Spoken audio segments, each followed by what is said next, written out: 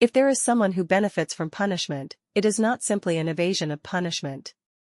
If this continues, there may be a situation where I say you are guilty, then you are guilty, I say you are not guilty, then you are still guilty. A good saying, punishment should be just punishment. I could not argue with what he had just said. Yes, if my family were the victims, I would not be able to bear it either, I sighed and finally admitted, but at least I know that doing so is wrong. This argument was quite weak. However, Xiao Lan seemed to understand why I came here. Finally, he opened his arms and said, in Jiang Shijuan's previous case, in the second trial, they argued that Jiang Shijuan was mentally ill because he had been in a traffic accident. During the forensic examination, we will contact the relatives of the victims in the traffic accident. This is part of the evidence collection process. Of course, the witness part passed perfectly. So think about it, why did the victim's family cooperate with Zhang Tao on this matter? I understand. I suddenly realized. It turned out that Chen Ken wasn't the only one who wanted Jiang Shijuan dead. On the way back, I called Lao Su for the first time and asked him to use the power of the city office to get the file on Jiang Shijuan's traffic accident. I didn't receive the file before, because the accident happened in another city and had no connection to the current case. But Lao Su told me that something big had happened. After consulting with Team Huang about Zhang Tao's opinion, he accepted Chen Ken's request and asked Zhang Tao to meet him privately. And it wasn't in the interrogation room but in the reception room, where there were no police cameras, so only the two of them knew the content of the conversation. When Zhang Tao came out, his face was pale, and he only asked Team Huang to let Chen Ken go. This was an important matter, need to release the person immediately or else it will delay the big event. Then he went downstairs and drove away. Team Huang quickly followed him because he was afraid that he would be in danger. But in fact, the one in danger was not Zhang Tao. But other people, many people. Chen Ken has left? I couldn't help but ask. Old Su replied, that's right, Zhang Tao said it very urgently, I'm afraid the two of you have reached some kind of agreement. Can you ask Chen Ken to release the person? So he had no choice but to let him go. Moreover, there really is no evidence, nor evidence to prove it. But I asked my brother to follow Chen Ken. Very well, I'll be there soon. What did they agree on? Zhang Tao's request was definitely to let Chen Ken release Jiang Shijuan, but what was Chen Ken's request? Wasn't it just to kill Jiang Shi to avenge him? Then he couldn't let things go that simply. Could it be that besides killing the enemy, did he have any other requests? I couldn't guess. However, at that time I underestimated Chen Ken. Wanting Jiang Shijuan's life wasn't that simple. When he got home, Lao Su found out the cause of Jiang Shijuan's traffic accident. It was very simple. He was a minor, didn't have a driver's license, drove over the speed limit and hit and killed a young girl, 24 years old, named Zhou Yun. Zhou Yun was married, her husband was Jing Gaofeng, 26 years old, a construction worker. His occupation reminded me of last night when Jiang Shijuan was carried out of the mental hospital. Immediately, we thoroughly investigated Trin Chaofeng. We called his relatives, colleagues, and friends one by one to inquire. The information we got was very consistent. Everyone said they hadn't seen him for a long time. Since his wife passed away, he was sad, unapproachable, and had little interaction with people. But he was from another place, so he definitely needed a place to live here. Unfortunately, in 2005, whether you stayed at a hotel or a motel, you didn't need to swipe your ID card, making it very difficult for us to find him quickly. Perhaps only Chen Ken knew. I had to go find him. According to the reports from colleagues who followed Chen Ken, he went straight home after leaving the criminal investigation team. Home? I confirmed many times that he really went home. That was where his wife and daughter were murdered more than 2 months ago. A sense of unease rose up, and I hurriedly drove there. When I went upstairs, the door was only ajar, and Chen Ken did not lock the door. As if he knew someone would come in. I stepped lightly into the living room and saw Chen Ken cleaning the house. The house was covered in dust, perhaps he had not been home for more than 2 months. As I approached, I realized that he was packing up the photo frames, albums, and decorations with family photos one by one.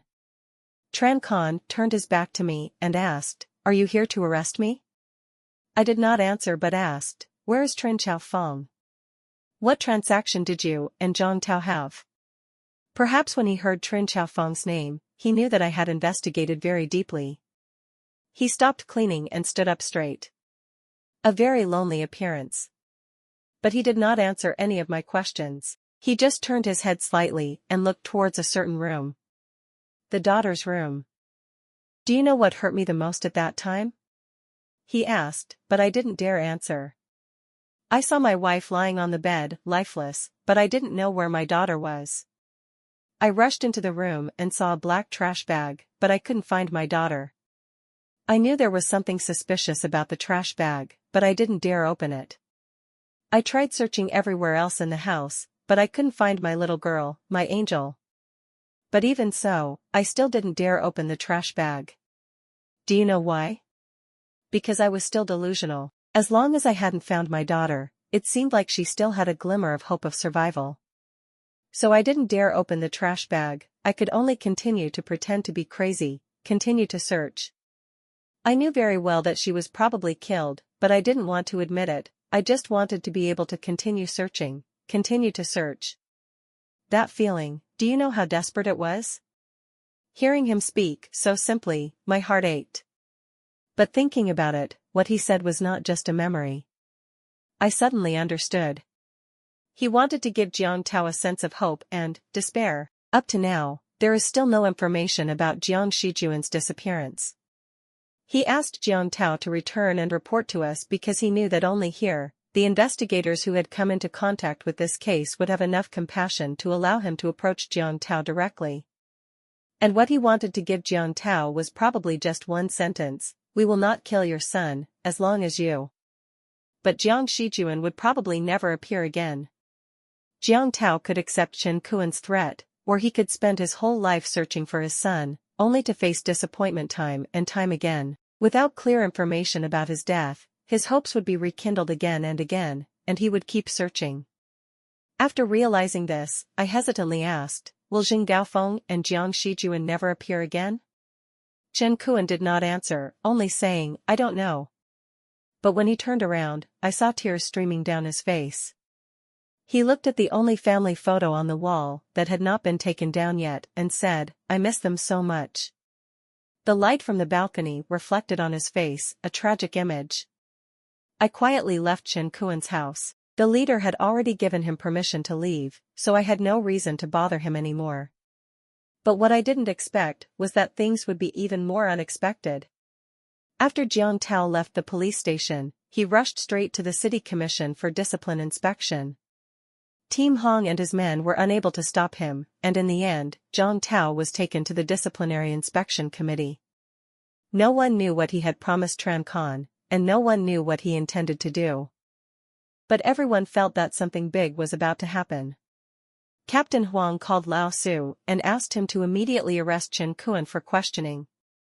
But Lao Su replied with only one sentence: "There is no missing person case, and we have no evidence. How can we arrest him?" Captain Huang angrily hung up the phone. It was clear that Lao Su had decided not to return to deal with Chen Ken. There must be more important matters to deal with. Just a few days later, we received news. Jiang Zhao went to the Discipline Inspection Commission to confess, revealing that he had bribed many units to falsify Jiang Shijuan's psychiatric records. We heard this news because we were part of the system.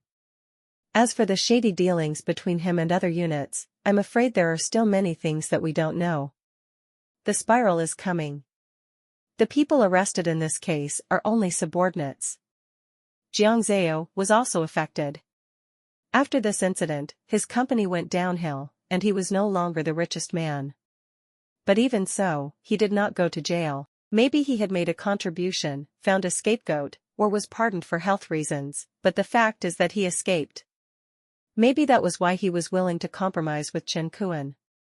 I used to believe that as long as Jiang Shijuan was alive, he would change his identity and live as someone else. But the good news is that Jiang Shijuan never appeared again. I heard that Zhang Tao was very angry and tried his best to find him. Deep down, I knew that they could not find him. Jiang Shijuan's missing person case was transferred to someone else, and the search continued without anyone finding Chen Ken. He also disappeared. Like Xing Gaofeng and Jiang Shijuan, they disappeared. I remember the last time I saw him, his last words were, "I miss them so much." Perhaps, he went to see his wife and daughter. In addition, there was an extremely ironic thing. Zhang Tao, who was involved in the case, was still alive, but Xiao Lan, who had nothing to do with the false confession, was in trouble. He was transferred from the procuratorate and might never return to the judicial system in his entire life. There was no reason, it was just a normal personnel transfer. The people above must have realized that whether it was Chen Ken or Xing Daofeng, they could not perfectly carry out the plan to kidnap Jiang Shijun from the hospital. Although there was no evidence.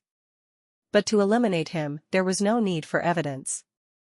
They don't even need to declare him guilty to punish him. Punishment can only be punishment, and cannot bring any other benefits? Perhaps, in this world, things will never be that simple. End. If you like it, please give the channel a like button and subscribe to the channel to listen to other stories.